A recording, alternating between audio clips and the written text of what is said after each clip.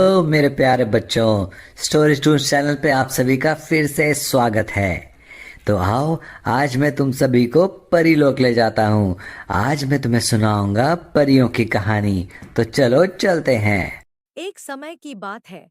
एक छोटे से गांव में एक प्यारी सी लड़की रहती थी, जिसका नाम राधा था।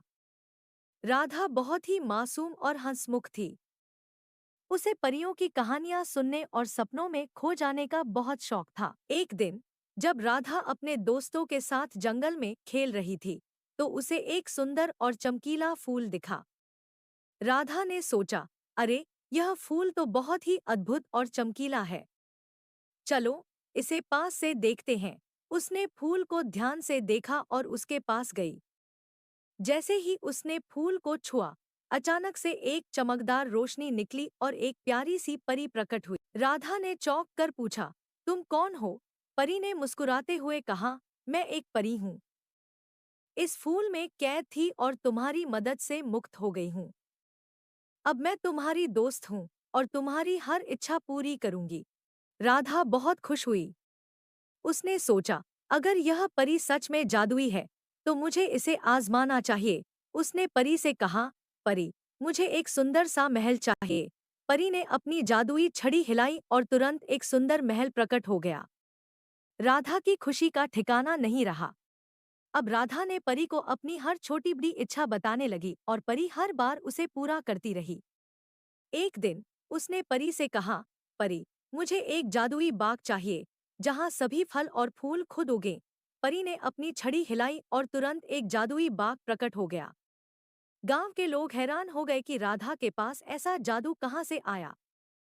गांव का सबसे लालची व्यक्ति, हरिया, यह देखकर जलने लगा। उसने सोचा, मुझे किसी भी तरह इस जादुई परी को हासिल करना है। एक रात, हरिया ने चोरी से राधा के घर में घुसकर परी को पकड़ लिया। उसने सोचा, अब मैं अपनी सारी इच्छाएं पूरी कर लूंगा। लेकिन जब उसने परी से अपनी इच्छा बताई, तो परी ने काम करने से मना कर दिया। परी ने कहा, मैं सिर्फ उस व्यक्ति की सेवा करती हूँ, जो सच्चे दिल से मुझे प्राप्त करता है। हरिया ने बहुत कोशिश की, लेकिन परी ने उसकी कोई भी इच्छा पूरी नहीं की।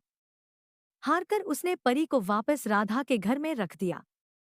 अगले दिन, राधा ने अपनी परी को फिर से पाया और बहुत खुश हुई।